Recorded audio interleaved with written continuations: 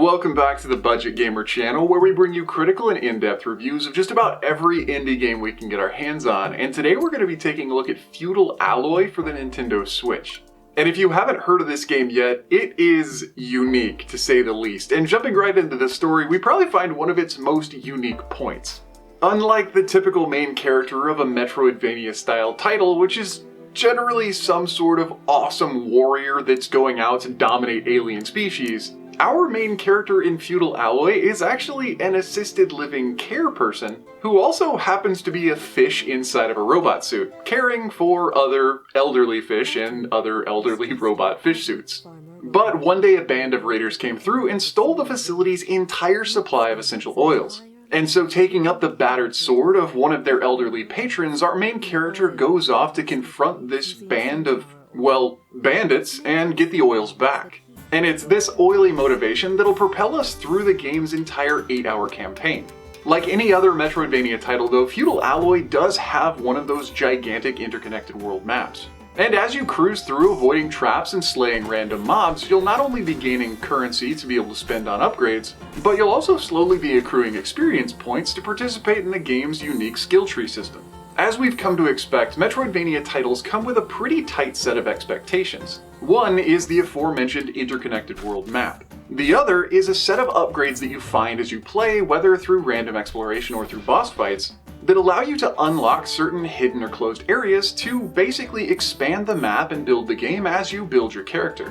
And playing through Feudal Alloy, it'll be no different. You'll gain the abilities to do double jumps, dashes, block, and even throw bombs or use certain electric pulses to be able to crush or unlock new doors.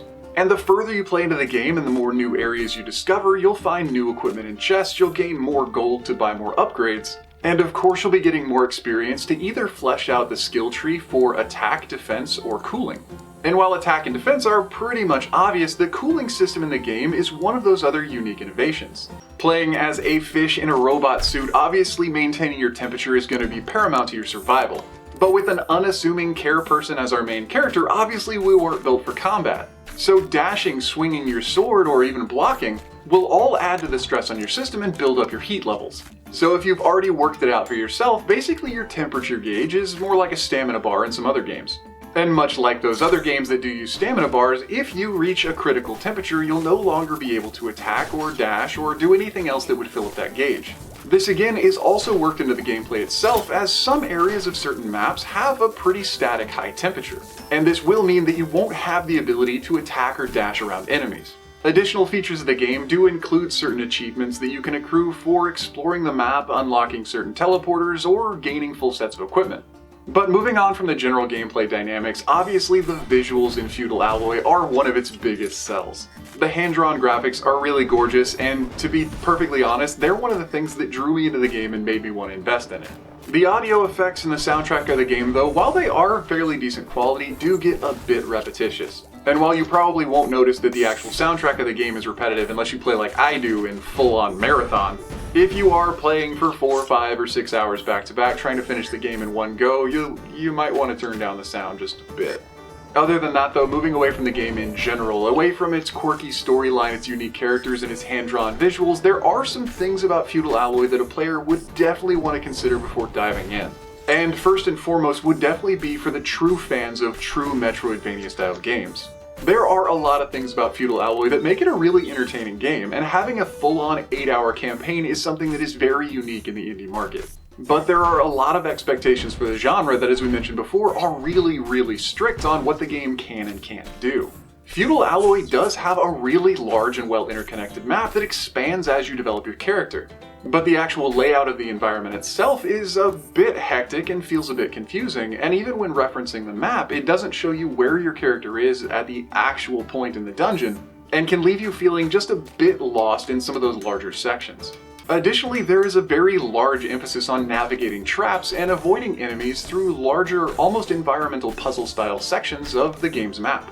And while this definitely isn't a bad thing in and of itself, what it does is it takes the focus from a Metroidvania's skilled combat and puts it more into the vein of a puzzle platformer. And this also goes hand in hand with the game's boss fights, or I should say lack thereof.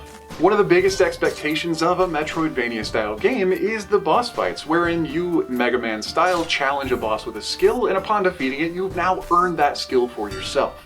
Or you will have found a skill and now need that skill to challenge the boss. And while Feudal Alloy does have boss fights, they're very few and far between, and most of its boss fight style sections actually take place in more of a wave combat style. And so, in a sense, the most challenging portions of the game, at least as far as fights are concerned, are merely just managing your overheat. The boss fights that do exist might be seen as a little bit simple, and as soon as you do find the chink in the boss's armor, it's a lather, rinse, repeat until you manage to take it down. And so overall, looking back at my time with Feudal Alloy, it is an entertaining game, and especially for the price, that length of a campaign is totally worth it. But if you're diving into this game expecting a hand-drawn, more comical nature Super Metroid, you might be really disappointed. Overall, I'd have to say that Feudal Alloy is a pretty decent game if you're diving into it as a platformer. But anyway, that does about wrap up the review of Feudal Alloy, now on the Nintendo Switch. So if you enjoyed the review, or especially if you found it helpful, feel free to throw me a like or a comment to show your support, and don't forget to click that little bell icon when you subscribe to stay updated with the latest content. We've got a couple of new indie game reviews coming out every single week, so whether it's an easy hard pass or an absolutely unforgettable gem, chances are if it's on the eShop, you're going to find it right here. But if you like what we do, if you love what we do, which is giving some much needed media coverage to a lot of these underrepresented games and indie developers, I'd be more than happy to welcome you into our tight-knit crew of Patreons. They not only help me purchase the games, but they help me develop the content, and they get advanced access to all of the reviews before they're published on YouTube. But anyway, this has been The Budget Gamer, so as always, thanks for watching.